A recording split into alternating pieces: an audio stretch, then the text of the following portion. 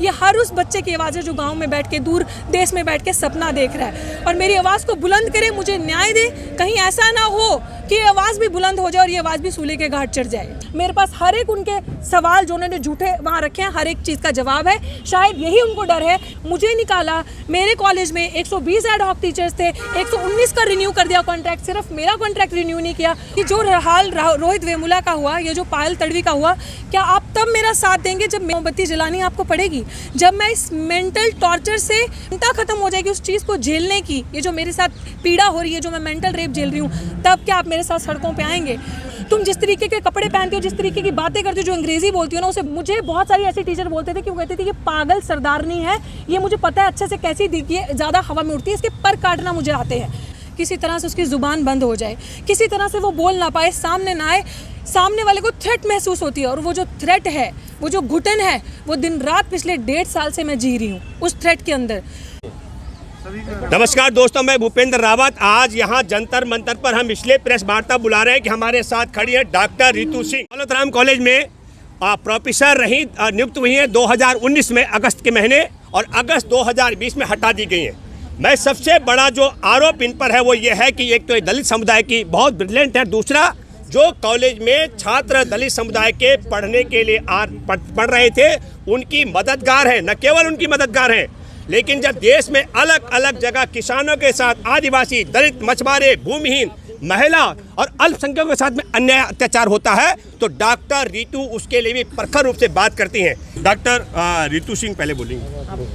पहले तो आप सबका बहुत बहुत शुक्रिया यहाँ आने के लिए, और शुक्रिया मैं इसलिए कह रही हूँ कि एटलीस्ट मेरी बात सुनने के लिए, क्योंकि पहले तो सोशल मीडिया नहीं था। जब सोशल मीडिया की इतनी ताकत नहीं थी, ना जाने तब कितने साथी हम लोगों के इस तरीके से घायल हुए होंगे। मैं आप सबके सामने एक चीज़ कहना चाहती हूँ कि हम सब ने सुना होगा फिजिकल रेप के बारे में ना, आए दिन दलित महिलाओं के साथ प्रताड़ना होती है और हम बात करते हैं कि रेप हो गया। लेकिन as a psychologist I want to address here, we have never heard about और टॉक्ड अबाउट मेंटल रेप, जिसकी आपके सामने जीती जागती एक उदाहरण आपके सामने खड़ा है कि मेंटल रेप क्या होता है। एज ए साइकोलॉजिस्ट आज मैं समझ सकती हूँ रोहित वेमुला और पायल तड़वी ने क्यों अपने प्राणों की आहुति दी, why they end up committing suicide. It's just that, क्योंकि जब आपको चारों तरफ से सिस्टम या कोई भी जो लोग आपकी बात नहीं सुनते या आपके पोटेंशियल से जिनको थ्रेट होता है, वैसे इस सोसाइटी में कहते हैं कि इन लोगों के अंदर मेरिट नहीं है, पोटेंशियल नहीं है, ये लोग आ जाते हैं अपने बैगेज के साथ। बट जब आपको मेरिट दिखता है तो आपको जिसके मुंह में आपको ज़ुबान दिखती है तो आप पूरी कोशिश करते हैं किसी तरह से उसकी ज़ुबान बंद हो जाए, किसी तरह से वो बोल ना पाए, सामने ना आए, सामने वाले को थ्रेट महसूस होती है। और वो जो थ्रेट है, वो जो घुटन है, वो दिन रात पिछले 1.5 साल से मैं जी रही हूँ उस थ्रेट के अंदर। मुझे ऐसा लगता है कि ये हौसला है, शायद I really thanks to mister Mahmood Praja जो मेरे एडवोकेट हैं, जिन्होंने हिम्मत दे के रखी, और ये जो मेरे समाज के भानु प्रताप जी हो गए, जो बड़े बड़े चेहरे पीछे खड़े हैं, नवदीप होगी मेरे इस तरफ, नेहा भारती होगी। Literally I seek strength from these girls and these people, जो समाज के बड़े लोग हैं, कि इन्होंने मेरी बात सुनी और आज यहाँ मेरे साथ आके खड़े हुए।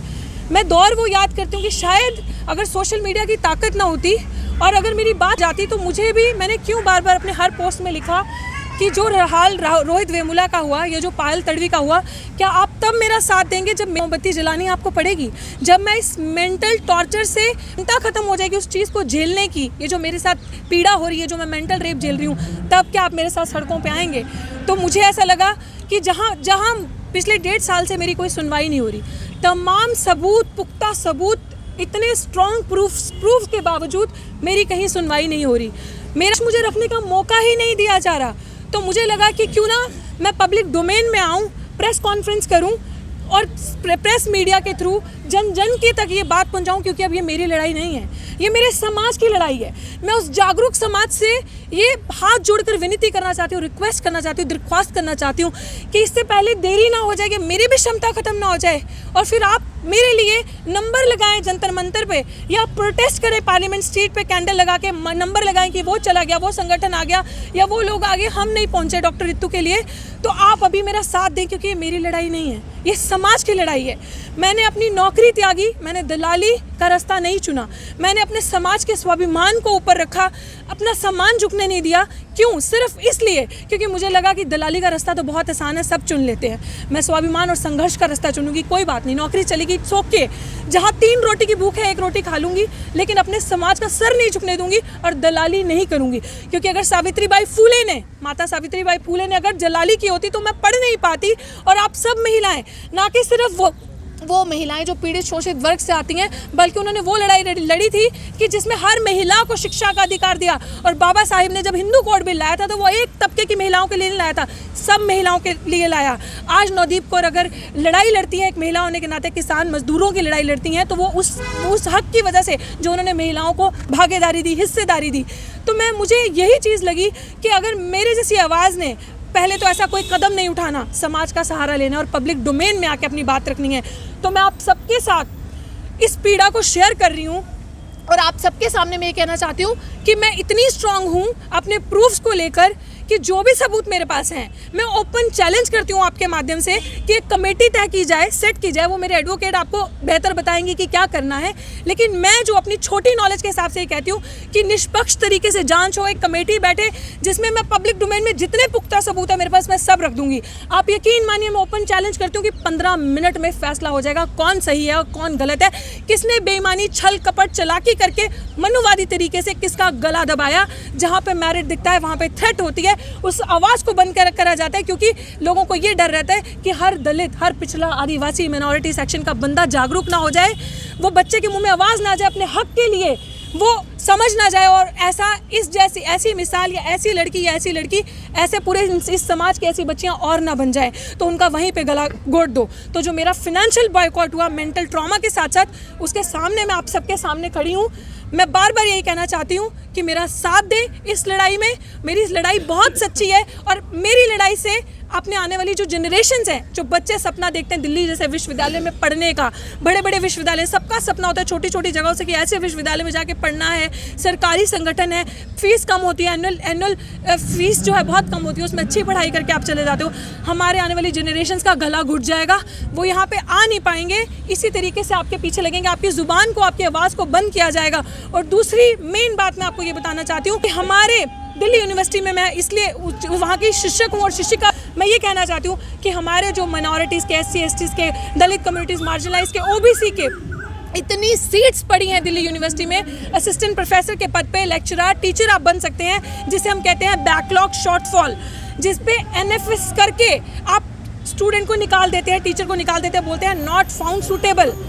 आपको लोग घर से लाने में, आपको इतने लोग नहीं मिलेंगे, आपने ढूंढ के लाना पड़ेगा उन पद पे पढ़ाने के लिए। वो पद मेलाफाइड इंटेंशन से उन पद पे कोई और लोग आके बैठ के पढ़ा रहे हैं और वो आपकी सीटें हैं, आपका हक है। अगर आप इस लड़ाई में मेरा साथ देंगे, अपने समाज का साथ देंगे, तो ना जाने जो लोग अभी ये सपने सोच के भूल के बैठ चुके हैं कि हम भी कभी दिल्ली यूनिवर्सिटी में पढ़ सकते हैं, हम भी कभी बाहर जाके अच्छी शिक्षा ले सकते हैं, उन सब का हक, जो सपनों को, जिनके माँ बाप पियोन है, जिनके माँ बाप मैनुअल स्कैवेंजिंग करते हैं, मेला ढोते हैं, कूड़ा उठाते हैं, उनके बच्चे यहाँ पे आके पढ़ सकते हैं और पढ़ा सकते हैं, अच्छा रोजगार पा सकते हैं, अच्छी शिक्षा प्राप्त कर सकते हैं। तो आप मेरा साथ दें, ये लड़ाई लंबी है, ये एक सिर्फ एडहॉक टीचर की या एक दलित शिक्षक की या एक मार्जिनलाइज कम्युनिटी से या मिनॉरिटी से आने वाली की आवाज़ नहीं है, ये हर उस बच्चे की आवाज़ है जो गांव में बैठ के, दूर देश में बैठ के सपना देख रहा है। और मेरी आवाज़ को बुलंद करे, मुझे न्याय दे, कहीं ऐसा ना हो कि ये आवाज़ भी बुलंद हो जाए और ये आवाज़ भी सूले के घाट चढ़ जाए। जी, 5 अगस्त को मेरा दिल्ली विश्वविद्यालय में सिलेक्शन हुआ था 2019 में, बिल्कुल क्लियर वैकेंसी पे मेरा सिलेक्शन हुआ। अभी मैंने डॉक्टरल डिग्री पास ही करा था, इमीडिएटली अगले महीने मेरा अपॉइंटमेंट हो गया और बहुत अच्छे से मेरा अपॉइंटमेंट हुआ। जो मेरी अंदर जो बैठे ऑब्जर्वर भी थे, जो मेरी, उसमें उन्होंने कहा था कि she is the best potential candidate जो हमने सेलेक्ट किया इस पूरी लिस्ट में से। उन्होंने मेरे मुंह पे मेरी तारीफ़ की, प्रिंसिपल भी वहाँ बैठी थी। लेकिन कुछ दिन के बाद जब मेरे कुछ वीडियोज़ आप जैसे सोशल मीडिया के माध्यम से जो भी मैंने सच बोला या जो भी मैंने रॉन्ग पॉलिसी सरकार की चैलेंज करी, मैंने खुलेआम रोस्टर की लड़ाई लड़ी, जो कि 200 पॉइंट रोस्टर की लड़ाई हमारे हक की लड़ाई थी। अगर 13 पॉइंट रोस्टर दिल्ली विश्वविद्यालय में आ जाता तो 300 साल लग जाते एक मिनॉरिटी, SC ST OBC की सीटों को आने के लिए दिल्ली असिस्टेंट प्रोफेसर के पद पे या प्रोफेसर के पद पे। तो हम लोग कैसे पढ़ पाते? तो उन चीज़ों की मैंने लड़ाई लड़ी। मैंने SC ST एक्ट की डिल्यूशन की लड़ाई लड़ी 2 अगस्त में। बहुत सारी ऐसी चीज़ें थी जहाँ पर मैं कंधे से कंधा मिला के लोगों के हक के लिए खड़ी हुई। यही सिर्फ सर मेरा कसूर और यही मेरा गुनाह है कि इस लड़ाई की वजह से जब मेरी कुछ वीडियो, जब मेरी कुछ मीडिया बाइट, जो मैंने सच बोला वो वायरल हुआ, वो मेरी प्रिंसिपल के फ़ोन में जाकर पहुंचा और उन्हें बर्दाश्त नहीं हुआ। उन्होंने मुझे टारगेट करना शुरू किया। उनको मेरे से ये दिक्कत थी, जो मुझे सुनने में आता था कि तुम थोड़े थम जाओ। कॉलेज की टीचर्स कहती थी तुम ज़्यादा उड़ो मत, तुम थम जाओ, तुम्हारे पे प्रिंसिपल की निगरानी है, तुम जिस तरीके के कपड़े पहनते हो, जिस तरीके की बातें करते हो, जो अंग्रेजी बोलती हो ना, उसे बहुत दिक्कत है। इस चीज़ से हमें सुनने में आता है। एक तो वो एक सोचिए नॉट ओनली कि आप किस कम्युनिटी से हो, बट कि आप किस, मुझे बहुत सारी ऐसी टीचर बोलते थे कि वो कहती थी कि पागल सरदारनी है, ये मुझे पता है अच्छे से कैसी दिखती है, ज़्यादा हवा में उड़ती है, इसके पर काटना मुझे आते हैं। लिटरली दीज वर्ड्स, और ये ऑन रिकॉर्ड बहुत सारे टीचर्स ने मुझे बताया कि हम लोगों के पास इस तरीके की स्टेटमेंट्स आती है। ये क्या कर लेंगे, इन लोगों को तो ये दलित जो है ना, ये ज़्यादा हवा में उड़ते हैं, इनको अच्छे से संभालना, ये टैकल करना हमें आता है। बहुत सारी चीज़ें मेरे पहनावे के बारे में, मेरे बात करने के तरीके के बारे में, उनको हमेशा इस चीज़ से, मुझे तो ऐसा लगता है कि उनको थ्रेट पहुंचती थी, लेकिन उनको इस चीज़ से दिक्कत होती थी कि जिस तरीके की जागरूकता है और जो एक नया ट्रेंड लेकर आ रही है, जिस तरीके के बच्चों के साथ इसका इतना अच्छा रिलेशन है, और बच्चों के साथ एक मतलब एक यंग फैकल्टी हूँ और सबसे यंगेस्ट फैकल्टी थी मुझे लगता है मैं उस कॉलेज की, और उनको ये लगता था कि कहीं कॉलेज का इन्वायरमेंट ऐसा ना बदल जाए और सबके मुंह में जुबान ना आ जाए और मेरी दलाली और गुलामी करना लोग छोड़ ना दें। बस यही मेरा गुनाह था। इस पर उन्होंने मुझे टारगेट किया।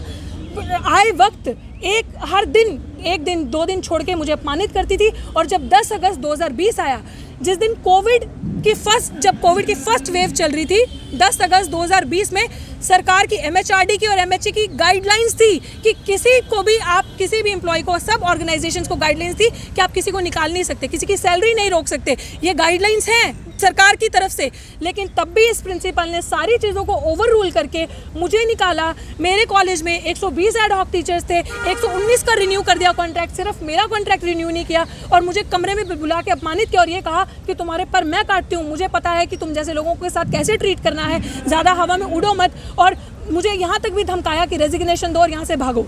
मुझे ये कहा, नहीं तो मुझे पता है। का नाम क्या है जो उन्होंने जिस तरह का, डॉक्टर सविता रॉय। जी बिल्कुल। और ये पूरी सर कॉन्स्पिरेसी हुई है मेरे खिलाफ। 10 अगस्त को जो मुझे निकाला, उनके पास बोलने के लिए कुछ नहीं था, सिर्फ मुझे धमकाने के लिए था और मुझे अपमानित करने के लिए था।